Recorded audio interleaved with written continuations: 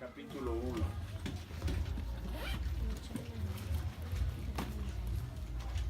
En el capítulo 1 del 15 al 26, versículos muy importantes. Te digo por qué. Porque se abren iglesias por todo el Distrito Federal, por todo Edomex, por toda la República y por todo el mundo. Y se aplica una estructura. Pero esa estructura no es la estructura que Dios ha dicho que debemos de seguir.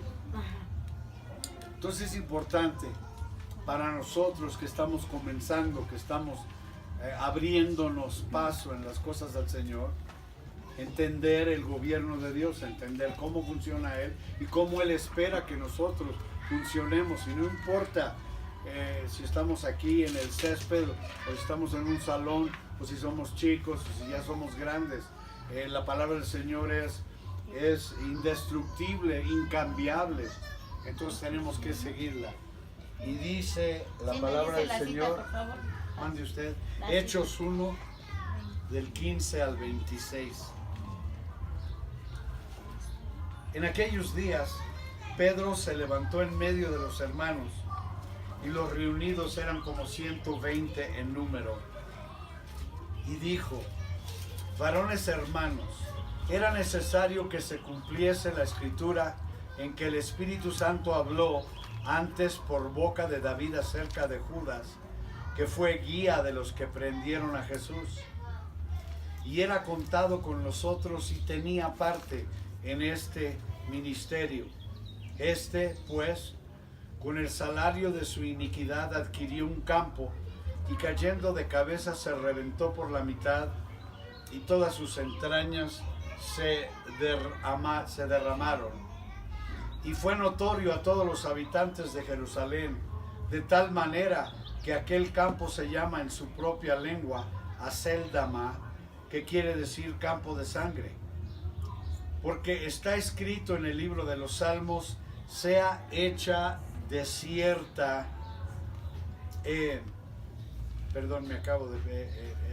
sea hecha desierta su habitación y no haya quien more en ella, y tome otro su oficio. Es necesario, pues, que de estos hombres que han estado juntos con nosotros todo el tiempo que el Señor Jesús entraba y salía entre nosotros, comenzando desde el bautismo de Juan hasta el día en que de entre nosotros fue recibido arriba, uno se ha hecho testigo con nosotros de su resurrección. Y señalaron a dos: a José llamado Barsabás, que tenía por sobrenombre Justo, y a Matías. Y orando dijeron: tú, Señor, que conoces los corazones de todos, muestra cuál de estos dos has escogido, para que tome la parte de este ministerio y apostolado de que cayó Judas por transgresión, para irse a su propio lugar. Y les echaron suertes, y la suerte cayó sobre Matías, y fue contado con los 11 apóstoles. Y luego en Hechos capítulo 6, los primeros 7 versículos, y dice así la palabra: en aquellos días, como creciera el número de los discípulos, hubo murmuración de los griegos contra los hebreos, de que las viudas de aquellos eran desatendidas en la distribución diaria. Entonces los 12 convocaron a la multitud de los discípulos y dijeron: no es justo que nosotros dejemos la palabra de Dios para servir a las mesas. Buscad pues, hermanos, de entre vosotros a 7 varones de buen testimonio, llenos del Espíritu Santo y de sabiduría, a quienes encarguemos de este trabajo. Quiero que note las cualidades de los hermanos que son escogidos para lavar y para limpiar. 7 varones de buen testimonio, llenos del Espíritu Santo y sabiduría, a quienes encargaremos este trabajo. Y nosotros persistiremos en la oración y en el ministerio de la palabra. Agradó la propuesta a toda la multitud, y eligieron a Esteban, varón lleno de fe y del Espíritu Santo, a Felipe, a Prócoro, a Nicanor, a Timón, a Pármenas y a Nicolás, prosélito de Antioquía, a los cuales presentaron ante los apóstoles, quienes orando les impusieron las manos, y crecía la palabra del Señor, y el número de los discípulos se multiplicaba grandemente en Jerusalén. También muchos de los sacerdotes obedecían la fe. Empezaron a convertirse los que no se creía que podían ser tocados, los que no se creía que podían ser convertidos, y son los sacerdotes hebreos. Hay diferentes denominaciones que tienen diferentes nombres, y esos nombres normalmente reflejan el tipo de gobierno o el tipo de cabeza que dirige los movimientos de esos grupos de gente. En algún lugar uno se llama el Papa, en otro lugar se llama el Obispo, en otros lugares se llama superintendente o director o administrador general, o puede ser llamado apóstol. Son encabezados de maneras en las cuales se expresan ciertas agrupaciones o cierta división de personas, conglomerado de personas, en cuanto a cómo debe de ser regida y cómo debe de ser llevada la iglesia de Cristo Jesús. Es interesante para mí porque yo salí de las denominaciones. Yo era de la denominación cuadrangular. Hay muchas denominaciones más donde se nos enseñó. La denominación era infalible. No podía cometer errores hablando, no podía cometer errores actuando, que no podía hacer el mal. Y en otros casos era muy ligero el asunto. ¿A qué me refiero? Que era simple y sencillamente alguien que fue elegido al puesto y ocupaba el puesto. Lo respetaban porque había sido elegido, pero no es nada especial para ellos. Es un oficial de la denominación, y cada año, cada 2 años o 3 años o 4 años y hasta cada 5 años tiene que hacer la política de una nueva elección para quedar en el lugar que ocuparon durante cualquiera de sus términos de tiempo. Se dice, a lo mejor esto no es tema espiritual, es sumamente espiritual este tema, porque de ahí sale la disciplina, de ahí sale el orden, de ahí sale la dirección que debe de tomar una iglesia naciente. Entonces, cuando son elegidos a regresar a ocupar una oficina importante, depende de popularidad que tengan con los miembros de la iglesia o de la denominación, y de eso depende completamente. Algunos se denominan ellos los líderes, y varios años después se vuelven a denominar los líderes, y es en perpetuidad hasta el día que mueren, y quedan como cabezas del movimiento hasta que mueren. Normalmente es una política propia que hacen ellos, y es ahí estamos hablando de poder, del poder que uno puede acumular para lograr ese tipo de movimiento. En Efesios 1, versículos 22 y 23, se describe un poco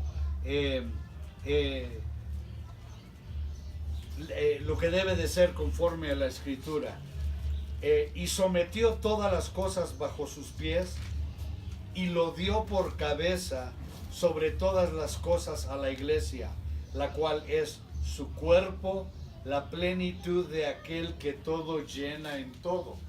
La cabeza no es Ernesto Cario o cualquier otro dirigente de una iglesia o de un movimiento. Es Cristo Jesús, y la iglesia es su cuerpo. Bueno, si la iglesia es o debe ser los ojos, las narices, los oídos, la boca, la lengua, el sistema digestivo, los brazos y los pies de Cristo Jesús, quiere decir que al igual que nuestro cuerpo no hace nada que no le dirige el cerebro, la cabeza, tampoco nosotros podemos hacer ni debemos movernos de maneras ajenas a la dirección de Cristo Jesús a través del Espíritu Santo. Pero hay muy poco de eso. Las enseñanzas no reflejan una dirección divina. Se predica, oh, esto suena bien, esto está bien, o le funcionó al hermano Pepe, voy a predicarlo aquí porque funcionó allá. Así no es como debe, ni como va a marchar por lo menos esta iglesia. ¿Puede el cuerpo de Cristo Jesús tener muchas cabezas?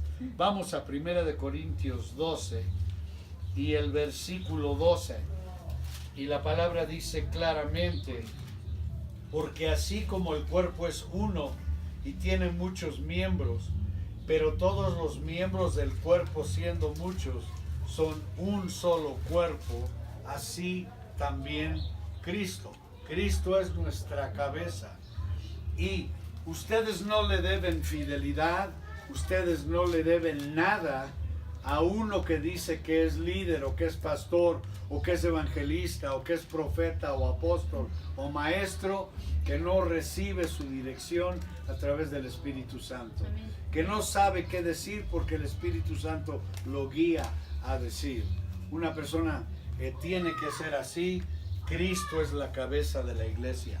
Y en Cristo no hay divisiones. Y en Cristo no hay críticas. Y en Cristo no hay mentiras. Y en Cristo no hay movimientos políticos. Amén. Él es el monarca absoluto. Amén, amén, Él dice, amén, y nosotros hacemos. Entendamos o no, nos guste o no, el monarca ha hablado. Y regresemos a los tiempos donde las monarquías eran fuertes. Siglo XV, siglo XIV, siglo XIII. Cuando el monarca decía haz esto y tú le desobedecías, había una sola pena: muerte. Y no muerte pasado mañana o el mes entrante. Caías, en ese momento te mataban, te liquidaban. La iglesia de Cristo Jesús, como dije la semana pasada, tendría más solvencia, más pertinencia si de vez en cuando cayera muerto una persona en la iglesia por desobedecer o por robarle al Señor. Entra el temor de Dios y otra fuerza espiritual opera cuando eso sucede. Miembros muchos, lo acaba de decir la palabra, pero cabezas solamente una. Y esa cabeza siempre ha sido y siempre va a ser Jesucristo nuestro Señor. Dígame. Amén. Cuando Israel salió de Egipto, tenían un rey y no era Moisés. Su rey los sacó de Egipto. Jehová, su Dios, era su rey. Y aunque estaban en el desierto, y aunque por su necedad y su rebelión y lo que usted quiera, dieron vueltas durante 40 años alrededor de una misma pista en el desierto, a menos de 3 días de la tierra prometida, el Señor no los desamparó, les dio de vueltas, pero últimamente los incursó dentro de la tierra prometida. Gloria al Señor. Amén. De no entrar a la tierra prometida, o que el Señor me tenga dando vueltas hasta que agarre la onda, yo pues voy a dar de vueltas hasta que agarre la onda. Es nuestro Señor. Tenían un rey, Dios Jehová. Como dije, Moisés no era un rey, era un profeta. Era un profeta. No llegó a ser apóstol porque no sembraba de esa manera, pero era un profeta, y un profeta tremenda. Quiero que entiendan que aunque Moisés tenía mucho poder, mucha presencia y mucha habilidad, Moisés nunca hizo una decisión para Israel. No hizo una decisión para Israel. Él nada más llevaba a la gente a obedecer los mandatos y los cambios que nuestro Señor indicaba para su pueblo. Su rey estaba involucrado en todo lo que tenía que ver con la seguridad y el progreso y el destino del pueblo de Israel. Es exactamente igual para nosotros. a mí no me desanima esto. No se desanime porque perdimos a Salón y porque se fue gente de ahí que están con gente que nosotros conocemos bien, porque también se acaban de ir de la iglesia. Ahí hubo mucho más moviéndose que nada más la inconveniencia de lo que sucedió en el templo. Pero una iglesia que creció a tener 4,100 asientos y se llenaba y había cola esperando que le daba vuelta a la cuadra, y durante eventos llegaban 8 o 10,000 personas al evento, se tenía que abastecer con pantallas. Comenzó en la sala de la casa de usted y con 4 personas, y creció a ser, me atrevo a decir, la iglesia más poderosa espiritualmente de este país durante un periodo de varios años. No despreciamos los comienzos pequeños, no es sabiduría. Entonces les dio agua que salió y que brotó de una roca. Moisés no hizo eso, fue la mano del Señor. Él les mandó maná que cayó del cielo o que apareció en el pasto mojado de la mañana. Gloria a su santo nombre. Y purgó a los que no deberían estando ahí, mandándoles una plaga personal o una plaga general para llevárselo a uno, sino a miles y miles y miles a la vez. Cuando desobedecían, el Señor se encargaba de los movimientos. Yo no me voy a enojar, yo no me voy a esto, me voy al otro. El Señor tiene muy claro lo que sucedió la semana pasada. Amén. Y el Señor es el que se va a encargar de ese tipo de política y de lo que sucedió. No hemos sido debilitados, hemos sido reforzados por el Espíritu del Señor. Amén. Y venir aquí a la iglesia es una prueba. Fue una prueba del Señor, porque aquí teníamos la cancha, pero en muchos lugares esto sucede y no llega nadie al lugar porque no llega. Y creo que es también significante e importante que una persona de Coyoacán venga a este culto. Amén, una seña del Señor. Amén, gloria a Dios. De que en Él no hay imposibles. No hay imposibles. No hay imposibles. Claro que estaría bien padre que uno de ustedes fuera multimillonario y me ofrendara algo, ¿no? Pero no se puede tener la perfección. ¿Y cómo los dirigió? Pues los dirigió con un pilar de nube. Y les dijo, a donde vaya el pilar de nube, vayan. No importa lo que piensen o no piensen. Sigan al pilar de nube durante el día, y en la noche no pueden ver la nube, va a haber un pilar de fuego. Sigan al pilar de fuego si es que hay movimiento en la noche. Total, Él se comprometió a dirigir a su pueblo. Si su pueblo se comprometía a seguirlo sin hablar, sin dar su opinión, sin tratar de entender. Yo tengo que entender. Al Señor no le importa que tú entiendas lo que Él diga o no diga, le importa que tú obedezcas. Porque dice, aún de Cristo Jesús aprendió las cosas que tenía que aprender a través de la obediencia.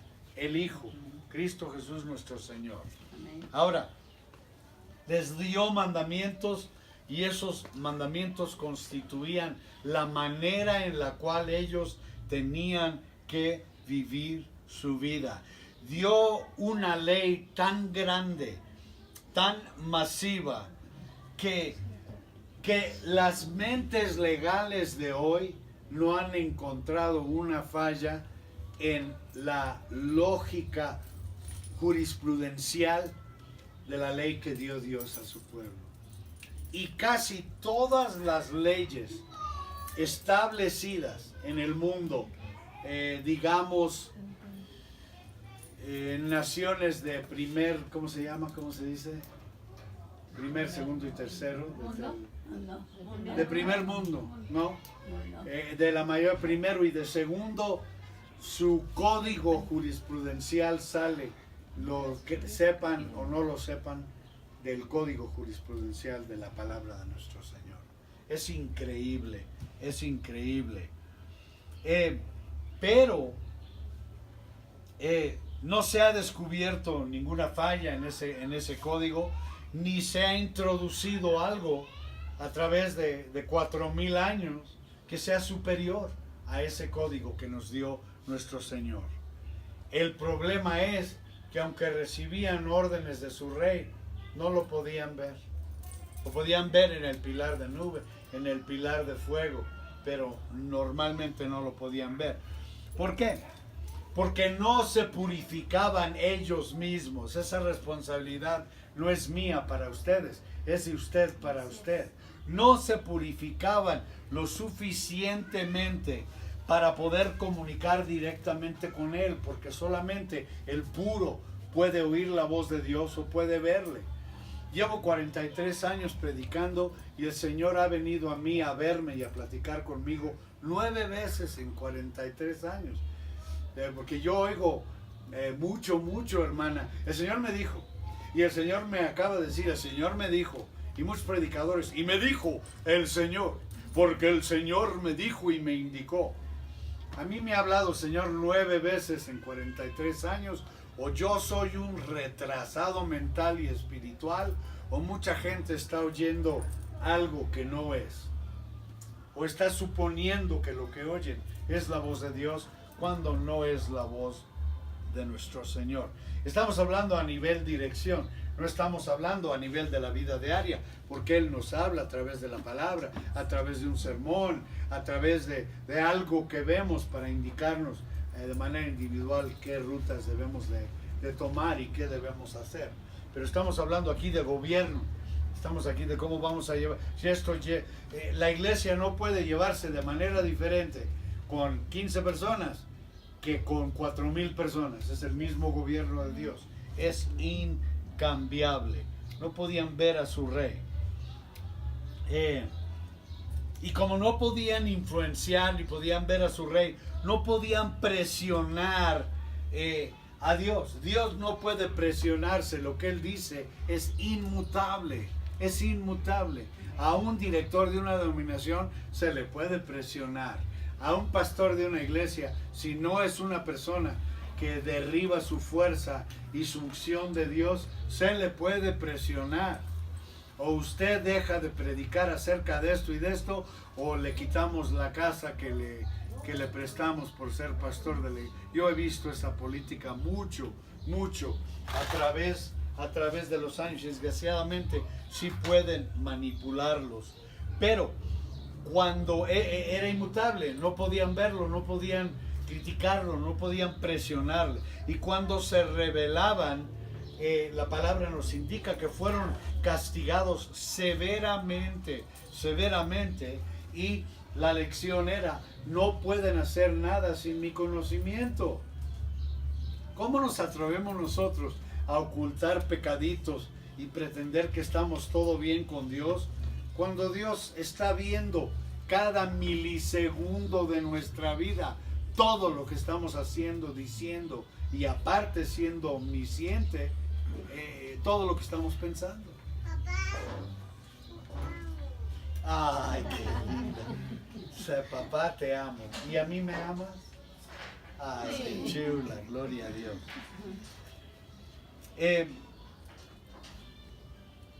Otras naciones, no Israel, en eso era muy diferente. Tenían reyes que podían ver y que podían presionar con una revuelta, levantando un ejército. De muchas maneras podían presionarlos porque podían verlos. Ellos no seguían a ningún rey cuando había batalla, que no se montaba en el caballo y se ponía al frente del ejército. Hoy en día los generales dan órdenes desde un cuartito en el DF, en Los Pinos, y dirigen a sus pueblos a la matanza sin involucrarse ellos. Pero en el pueblo, yo no puedo pedir de ustedes nada que yo no esté dispuesto a hacer. Así de sencillo, porque no va a tener validez, no va a tener fuerza, no va a tener la unción de Dios. Ellos podían ver a esos reyes, podían entender a esos reyes, porque esos reyes eran hombres igual que ellos. Y en algunos casos los reyes eran votaban, eran escogidos por el pueblo pero frecuentemente eran reyes porque su papá fue rey, su abuelo fue rey, o su hermano fue rey, o su madre fue reina, y heredaban la posición, estuvieran calificados para ocupar esa posición o no. En la iglesia hoy día, usted lo sabe, hermana Patricia, que en muchas iglesias denominacionales el hijo hereda el puesto de pastor cuando el papá no se muere, se retira. Yo me voy a retirar el día que aquí caiga muerto en el púlpito y quiten mi cuerpo del púlpito. Es cuando yo me voy a retirar, cuando muera. Ya está viejo, pastor. Pues estaré viejo. Este mes cumplo 70 años, pero tengo la energía de cualquier chavo de 18 y que me ponga a la prueba. Entonces le digo la verdad, porque es la energía, la vitalidad, la unción de Dios nuestro Señor. Bien. Y muchas veces reyes llegaron al poder o mantuvieron el poder comprando a la gente. Caso el PRI compra sus votos con despensas, con billetes de a 1000, les dan un billete de a 1000, no les dan 10 de a 100. Oye, este artículo rosado y púrpuro me lo dio el PRI. El otro día alguien me dio uno en la ofrenda, púrpuro y rosa también. No a saber quién, pero de todas maneras. En primera de Samuel 8:5, Israel levantó un grito y gritó al cielo: danos un rey, teniendo al rey, danos un rey que nos juzgue como otros reyes juzgan a otras naciones. Qué imbéciles podemos ser como seres humanos, qué insensitivos, qué faltos de entendimiento. Bueno, el Señor lo permitió, es por el estado grave que ocupa la iglesia hoy en día. Dios lo permitió, pero le dijo a Samuel: me han rechazado a mí para que yo no reine sobre ellos. Dios les dio, mire hermano mío, cuídese de lo que le pide a Dios, porque para su propia destrucción a lo mejor le contesta afirmativamente. Dice: ok, ¿eso quieres de verdad? Ahí está. Y no nos lleva bien, nos lleva a destrucción, a compromiso.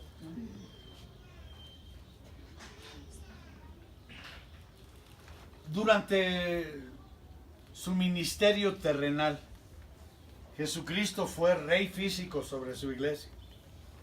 Rey de reyes, Señor de señores. Rey de su iglesia. Y cuando se fue al cielo no abdicó su reinado. No dijo: ya no voy a regresar al cielo. A ver, Pedro, tú eres rey. Y Pedro luego le dio la mordida al mariachi y cantó: pero sigo siendo el rey. Porque Pedro ya pensaba que era rey.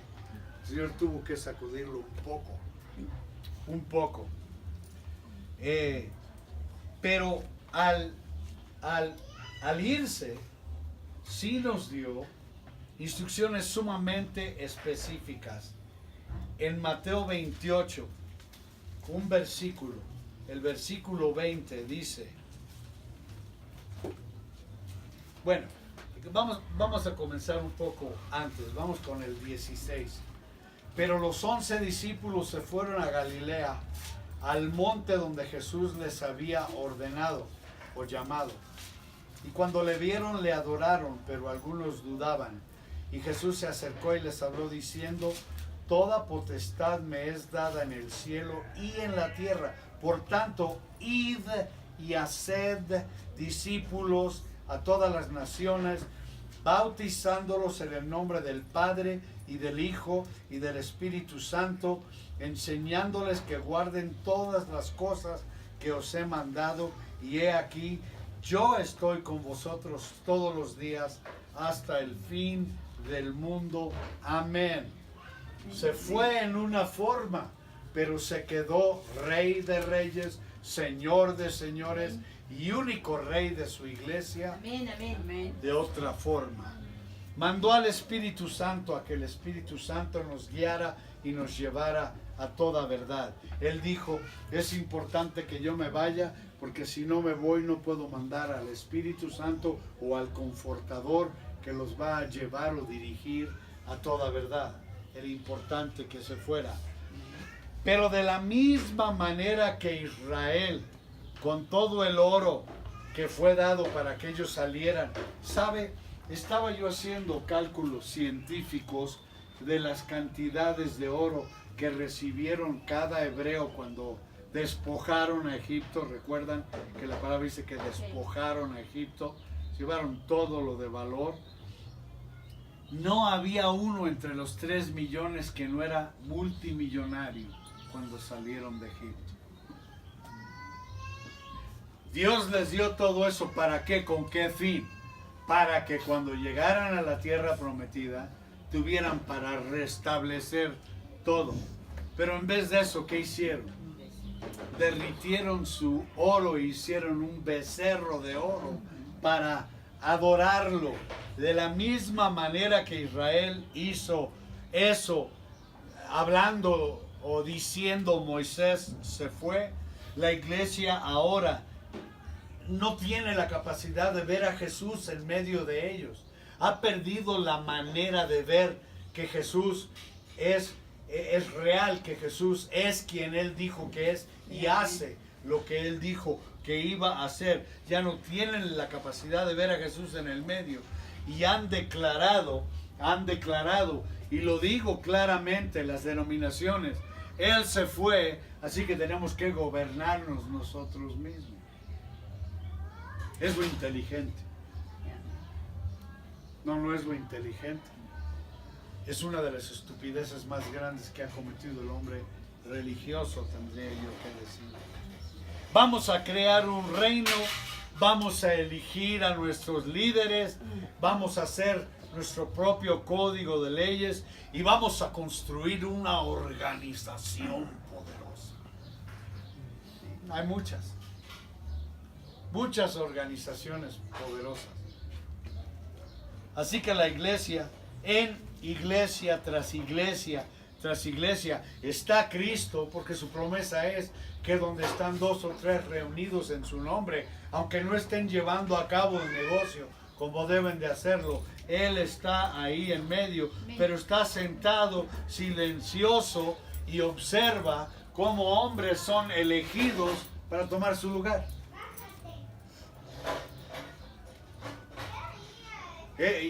Créame que cuando suba esto a YouTube va a tener muchos comentarios, pero no me importa. Ya, como dijo una persona no hace mucho tiempo en Facebook, que yo soy el excremento de la tierra. Está bien. Una vez en un avivamiento, un hombre se paró y me dijo, usted es el recto del cuerpo de Cristo Jesús. Y lo mexicano se me subió, empecé hasta a temblar como lo hacía allá en Tacubaya y dije, a este me lo voy a...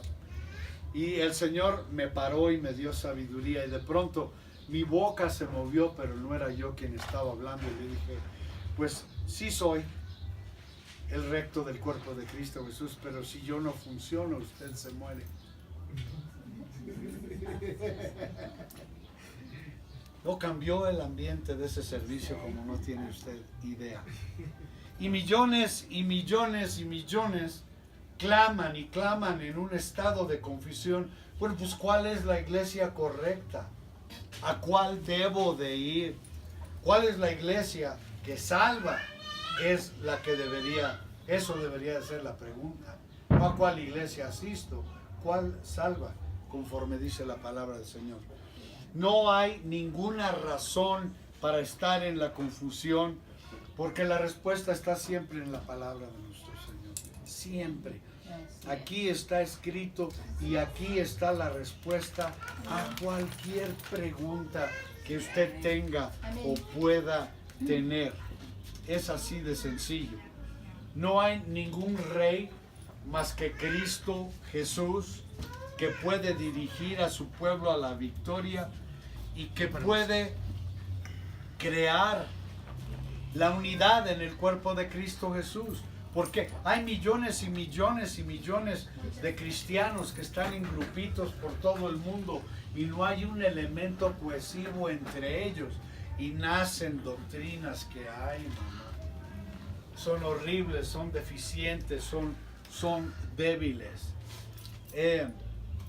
Por ejemplo, le doy el ejemplo, fui a Etiopía y nunca llegaron muchos Nuevos Testamentos, pero llegó el Antiguo Testamento a Etiopía hace muchos años y ellos se congregaban y llevaban a cabo su evangelio como los fariseos y los saduceos lo hacían, y se vestían la parte para ir a la iglesia. Siguen en Etiopía alabando y adorando de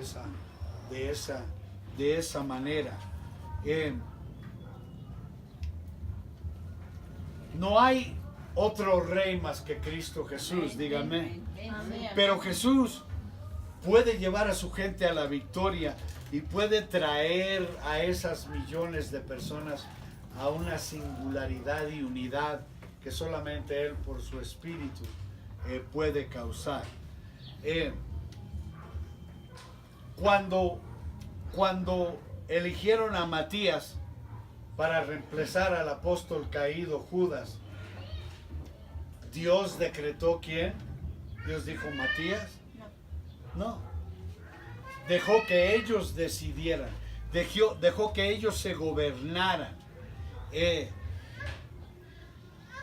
Yo creo que Dios hubiera querido esperar un poco más hasta que Pablo estuviera listo y para poder señalado, pero ni modo, con lo que hubo.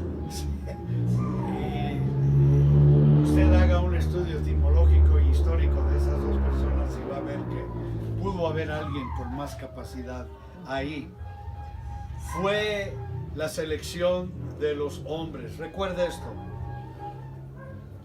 La posición de los apóstoles no era nada más de por vida. ¿Por qué? Porque dice la palabra del Señor que los nombres de los apóstoles están escritos en las piedras fundacionales del cielo.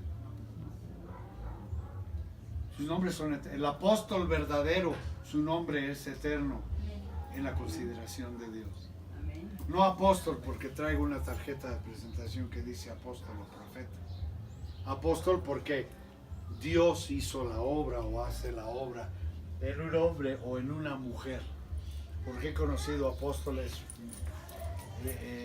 femeninos también, o femeninas.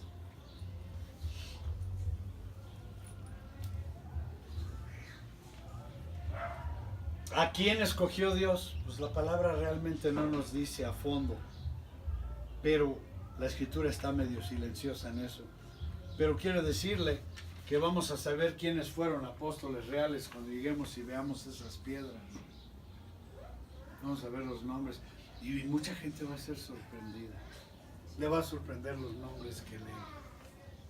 Ahora, cuando Matías fue seleccionado, el Espíritu no había venido, el Espíritu Santo no había venido. Algún tiempo después, en Hechos capítulo 13, por favor.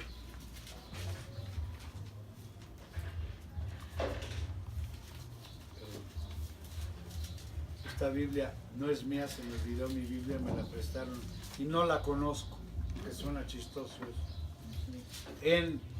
En Hechos capítulo 13, versículo 2, la palabra dice: ministrando estos al Señor y ayunando, dijo el Espíritu Santo, apartadme a Bernabé y a Saulo para la obra a que los he llamado. ¿Cómo se decide si una persona va a enseñar escuela dominical? ¿Cómo se decide si una persona va a ser pastor, asistente o pastor o cualquiera de las oficinas? Son 9. Orando y ayunando, no hay otra manera. Y el Señor tiene que señalar. Entonces quiere decir que tenemos que tener la capacidad de entender cuando Él está hablando y señalando, ¿no? Porque creo que muchas veces el Señor está haciendo así Y nosotros no, nosotros estamos acá. Porque es guapo, porque es inteligente, porque tiene dinero, diezma y da mucho. Entonces debe ser el tesorero de la iglesia. Es risible, pero es así. De la manera que se escogió Matías, nos dice cómo los discípulos escogieron a Matías para reemplazar al traidor. Hay algunas personas que insisten que la iglesia tuvo una elección ese día. Dicen, ahí está, una elección ese día, y que eso puso el precedente para todos los tiempos. No es verdad. Quiero analizar esto un poquito. La ocasión.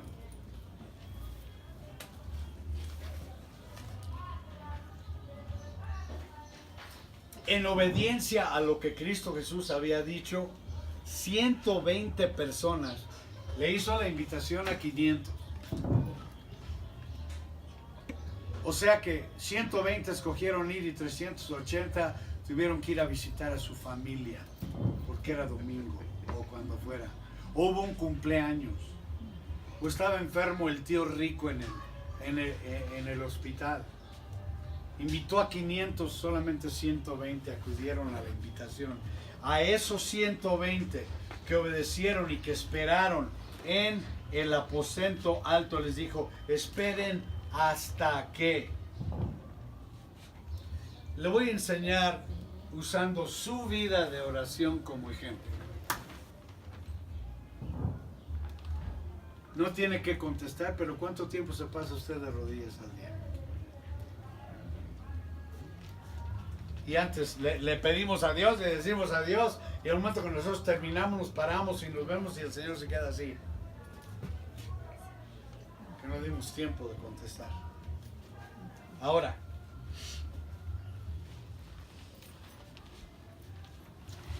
había mujeres en el grupo de 120 y hombres también. Por ejemplo, María, la mamá de Cristo Jesús, la mamá terrenal de Cristo Jesús, estuvo ahí y específicamente fue mencionada. Segundo lugar, la sugerencia de Pedro. Pedro nos dijo los parámetros para poder entender y ver quién es un apóstol de verdad. Dijo que sería uno que había estado físicamente con Cristo Jesús desde su bautismo en agua a las manos de Juan Bautista, y que había visto personalmente la resurrección, que lo había visto en esos 40 días. Pues eso ya disminuía el grupo, ¿no? Porque la mayoría dijeron, está muerto, lo mataron, lo crucificaron en la cruz, ¡ay, Jesús! Olvídense que dijo tercer día, levantaré este templo. Y estuvo 40 días, que es el periodo de transición espiritual. Caminó entre los hombres, visiblemente. Pero eran tan incrédulos los apóstoles que caminó al lado de ellos y no sabían quién era. Me preguntaron, oye, ¿ese quién es? En menos de 3 días se les había olvidado el aspecto físico de Cristo Jesús. ¡Qué barbaridad!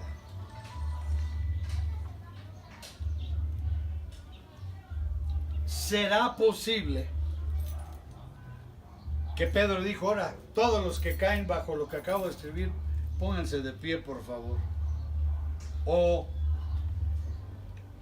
porque él y los otros 11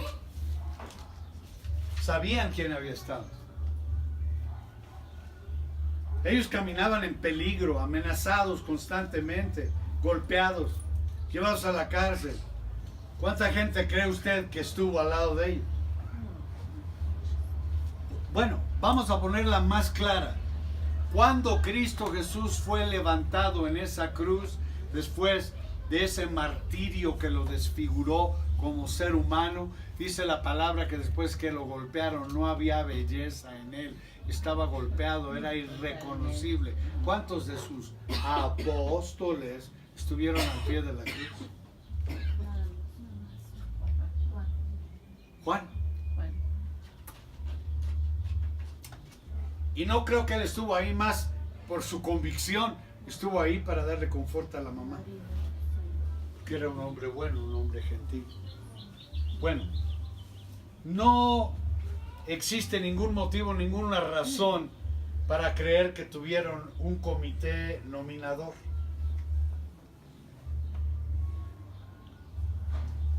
Dice la palabra en la traducción de Moffat, que es no la tenemos en español desgraciadamente, pero Moffat es un escolar en griego, hebreo y arameo, por arriba de todos los que había en el mundo en su tiempo, y dije claramente, la escritura simple y sencillamente dice, y trajeron a dos. Trajeron a dos.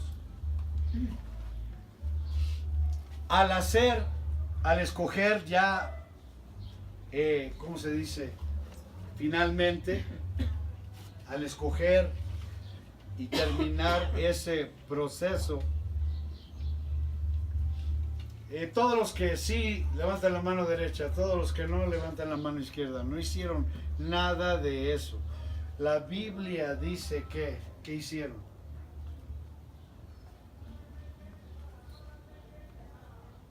Encuentra la escritura y dígame.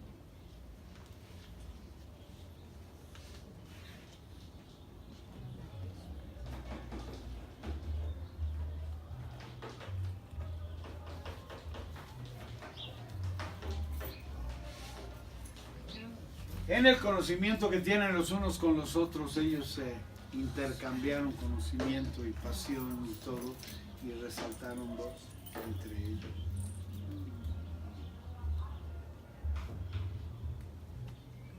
Los israelitas usaban ese método a través de todo el Antiguo Testamento. Usaban piedras chiquitas y el nombre de cada candidato estaba escrito en la piedra, en la piedrita. Entonces ponían las piedritas con los nombres de los candidatos en un receptáculo, los sacudían y luego alguien metía a la mano, sacaba una sola piedra y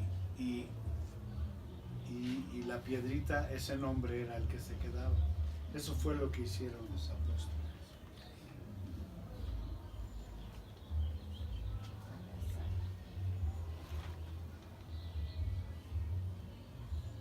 Para escoger a una persona, como lo certifica en 1 Samuel 14, para dividir tierras, como dice en Números capítulo 26, para regular la trayectoria de hombres en oficina, como dice en 1 de Crónicas capítulo 24, o para decidir algo de controversia entre personas, Proverbios 18. Ahí está siempre la manera en que se elige.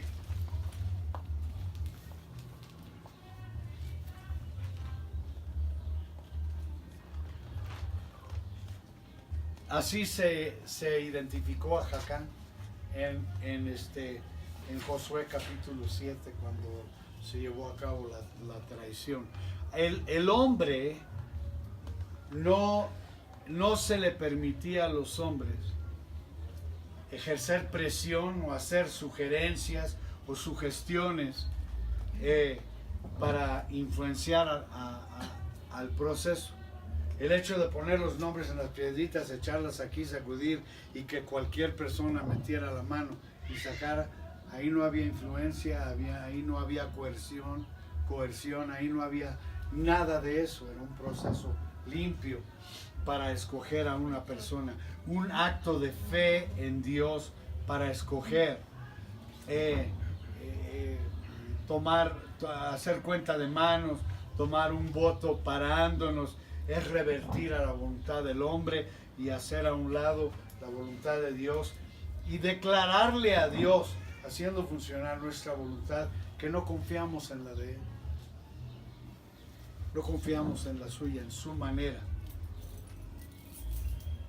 Si nosotros implementáramos este método sin fe, pues sería como ir a Las Vegas. Y aún así creo yo que produciría mejores resultados que lo que está sucediendo en las iglesias hoy. Se lo digo de verdad. Porque muchas veces en las denominaciones y en las iglesias se manipula a la gente para que el voto vaya a favor de tal persona o de tal persona. He estado presente en proceso de denominación cuando escarbaron el pasado antes de haberse convertido de una persona para tirar toda esa basura en el proceso y que la gente no votara por él, porque sabían que estaban bregando con gente religiosa. No hubo nadie que se paró y dijo, eso fue antes de que se convirtiera, está bajo la sangre de Cristo Jesús. ¿Quién es él desde que se convirtió?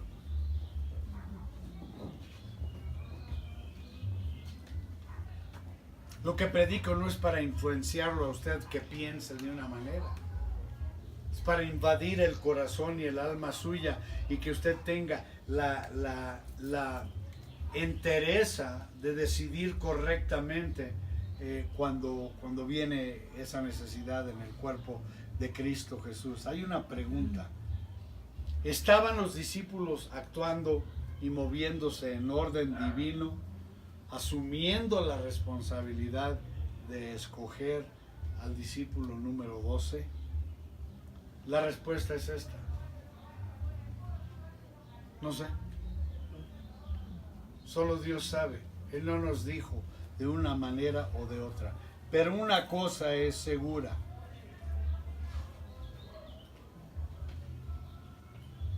La idea que tenían esos hombres de lo que se necesitaba para ser un testigo a Cristo estaba completamente equivocada. Era errónea, porque hubo muchos que lo vieron y caminaron con él que no eran salvos, que no eran dedicados a Cristo Jesús. Y hubo muchos que nunca alcanzaron penetrar como la mujer con el flujo de sangre, solamente por accidente tocar y esa mujer era llena de todo lo que era el reino de Dios y las características del reino de Dios. Ellos pensaron que un testigo tenía que ser una persona que estaba con Cristo antes de su resurrección y antes de su ascensión, pero verdaderamente el testigo más poderoso es el que lo conoce después de la resurrección, no antes. Después de la resurrección. Por ejemplo, Pablo y su ministerio. Pablo conoció a Cristo después de su muerte, después de su resurrección. Calificado como apóstol después de todo eso. Vamos a escoger diáconos. La palabra dice, ese es el problema. Cada día los pobres recibían su porción. Y había muchas viudas entre esa gente pobre. Y los griegos levantaron una objeción de que se estaban olvidando de las viudas, era negligente la actitud hacia las viudas, y que las viudas de los hebreos recibían mucho más que las viudas de los gentiles que aceptaron a Cristo después, y que no eran de la raza preferida, ¿no?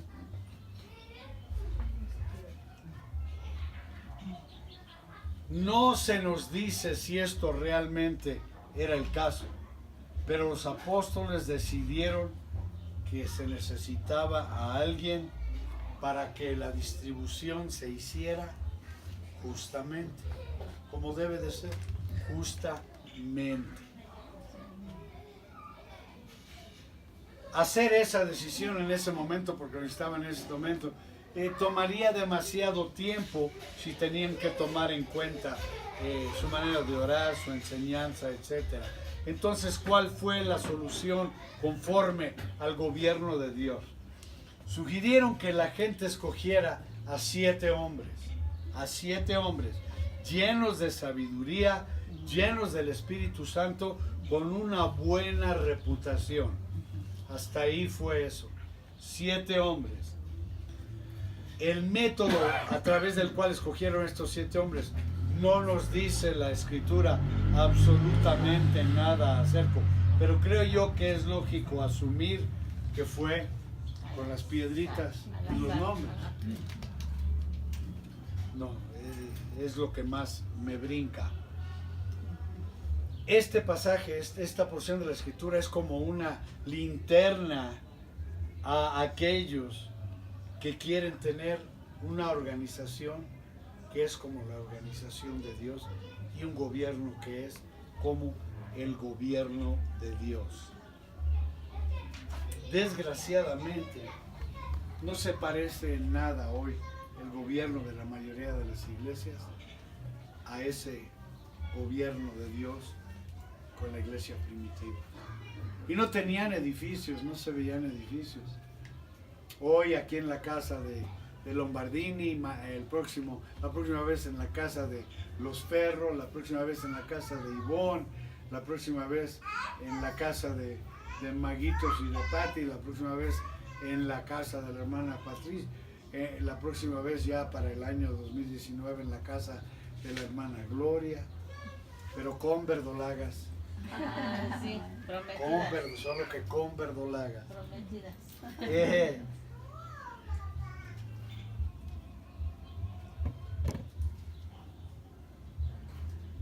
¿Cuál era el propósito de todo esto?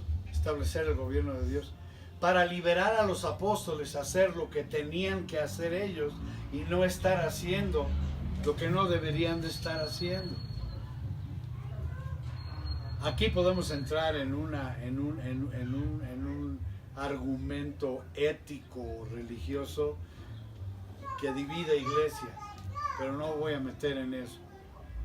La organización en nuestras iglesias y en las denominaciones trae pastores y trae líderes de lugares obvios, de bancos obvios. Y déjenme decirle una cosa, el hecho de que usted haya graduado con una maestría de un instituto bíblico no lo califica a usted automáticamente para que usted ocupe una oficina en la iglesia de Cristo Jesús o que usted sea pastor. Así es.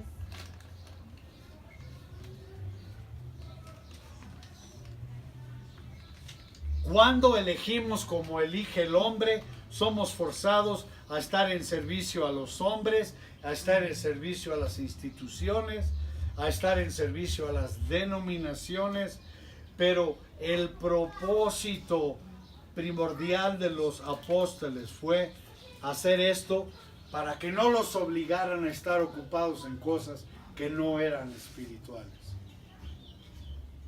A la larga, cuando la iglesia tenga el tamaño adecuado y la capacidad adecuada, esa debe de ser la actitud de la congregación para conmigo, para con mi esposa. No ocuparnos con cosas que nos quitan el tiempo de dedicarnos a buscar a Dios y a buscar el destino del cuerpo de Cristo Jesús. Hoy en día los predicadores verdaderos son estrangulados porque les ponen condiciones que son absolutamente difíciles para trabajar ejecutivamente, les dan obligaciones sociales, les dan obligaciones económicas y les quitan el tiempo y la energía de ser pastores de ovejas. Pastores de ovejas. Para mí lo más importante es usted, su necesidad. Que todo marche bien para usted. ¿Y cómo puedo hacer eso? Pablo, no hubo voto. Pablo dijo, tú eres anciano, tú eres anciano, tú eres anciano y tú eres anciano. La mente de Cristo Jesús en él. Cuando Pablo y Barnabás visitaron los lugares donde habían dejado discípulos, la palabra de Dios dice que ordenaron ancianos. No se nos dice que fueron escogidos, pero lo que la Biblia nos dice en el capítulo 20 de los Hechos y en el versículo 28 dice: por tanto mirad por vosotros y por todo el rebaño en que el Espíritu Santo os ha puesto por obispos para apacentar la iglesia del Señor, la cual Él ganó por su propia sangre. El Espíritu Santo va a tener que decidir, porque tenemos mucho que hacer. ¿Qué obligaciones tenían? En ese mismo capítulo, en los versículos 17 al 31, la palabra dice enviando pues desde Mileto a Efeso, hizo llamar a los ancianos de la iglesia. Cuando vinieron a él, les dijo: vosotros sabéis cómo me he comportado entre vosotros todo el tiempo desde el primer día que entré en Asia, sirviendo al Señor con toda humildad y con muchas lágrimas y pruebas que me han venido por las acechanzas de los judíos. Y como nada que fuese útil, he rehuido de denunciaros y enseñaros públicamente y por las casas, testificando a judíos y a gentiles acerca del arrepentimiento para con Dios y de la fe en nuestro Señor Jesucristo. Ahora, he aquí, ligado yo en espíritu, voy a Jerusalén, sin saber lo que allá me ha de acontecer, salvo que el Espíritu Santo por todas las ciudades me da testimonio, diciendo que me esperan prisiones y tribulaciones. Recibe órdenes de seguir cierta ruta, sabiendo que va a ser su fin. Obedece de todas maneras, porque la inclinación y la disciplina de él era obedecer lo que el Espíritu Santo vivo. Si le dicen a cualquiera de nosotros: si te vas por ese camino te van a asaltar, seguro, ¿qué vamos a hacer? Pues no pasamos. No pasamos por ahí, nos vamos por otra Por ruta. otro lado. Ahora, si Dios te dice que te vayas por ahí, aunque te asalten, es un conflicto, para un ser humano es algo difícil eso. Que debían de estar al tanto de su experiencia con Dios, que deberían de mantenerse santos y obedientes a Dios, que tenían que hacerle caso a las ovejas, que tenían que cuidarlos, educarlos y protegerlos, que tenían que alimentar a la iglesia, que no les falte comida espiritual, que teníamos que proteger a las ovejas de los lobos, de gente de afuera que iba a intentar introducir la corrupción a la vida de aquellos que habían creído en Cristo Jesús. Que tengamos mucho cuidado, no solamente buscando ataque por afuera, sino también reconociendo el ataque por dentro. Lo que destruye a la iglesia de Cristo Jesús no es los ataques de afuera, es lo que sucede adentro. Lo que acaba de sucedernos fue un intento de destruirlo todo por completo. Y no va a ser así. No va a ser así. ¿Cuál es la conclusión? Es muy sencilla. Los apóstoles eran respetados como maestros, eran respetados como líderes, eran respetados como oficiales espirituales del Evangelio. Ellos, cuando iban a predicar a un lugar que no estaba la organización de Dios, ellos dejaban a la persona indicada por el Espíritu Santo al frente cuando no podían estar ahí. En el caso de la iglesia en Jerusalén, los únicos líderes, aparte de los apóstoles, eran los que habían sido señalados como diáconos, o sea, como ancianos. Hoy en la iglesia los diáconos son los mandaderos del pastor. Un diácono debe de ser un hombre lleno del Espíritu Santo, de poder, discernidor del mover del Espíritu Santo en una congregación. Si yo le digo a usted es diácono de hoy en adelante, yo le he puesto mucha oración y mucha observación antes de hacer esa asignación. Hoy en día organizan una iglesia y dicen: ok, tú vas a ser el pastor, ustedes son los diáconos. Tú vas a ser el director de escuela dominical. ¿Cómo? Si son puestos espirituales. La organización en la iglesia primitiva venía solo cuando se necesitaba. A veces no se necesitaba. Y nunca distraía al pueblo involucrado de los propósitos espirituales de la iglesia de Cristo Jesús que Él nos dejó. Aquí están los propósitos. Esos fueron y son, ¿qué? Dar testimonio de Cristo Jesús y ministrar en el nombre de Cristo Jesús. No ha cambiado. Ese es el propósito fundamental de todos nosotros. Y la organización era sencilla. ¿Cómo describirla? Espiritual y suficiente. Espiritual y suficiente. Hoy es compleja, carnal, corrupta demasiadas veces y no es espiritual y suficiente. Si vamos a trabajar en la cosecha, debemos de luchar por establecer el gobierno de Dios. Y eso evita que nos miremos a nivel humano, porque si nos vemos a nivel humano, hay fallas. Yo predico y veo fallas sentadas con sonrisas en sus caras, pero yo no puedo verlo a nivel humano. Yo tengo que entender que Él murió en la cruz por usted, por usted, por usted, por usted, por usted, por usted, por usted, por usted, por usted y por usted. Y que lo hizo con gran amor y que de la misma manera que Él amó a la iglesia, yo tengo que amar a usted. Y si es necesario dar mi vida, no le doy la vuelta al miedo y le corro. La doy. No sabe usted cuántas veces me han señalado con una pistola. No sabe cuántas veces han venido a la plataforma y me han puesto aquí en México. Cuando prediqué en contra de la idolatría en Tuxtla, en un auditorio, y el Señor me dijo, diles que se arranquen los ídolos y los avienten.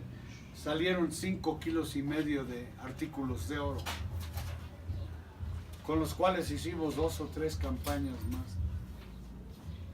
Pero cuando empecé a hacer ese llamado y nombré a la mamá del Señor Jesucristo, aquí sentí, y era una metralleta y era un policía, y me dijo, si usted repite lo que acaba de decir, le vuelo la tapa de los sesos.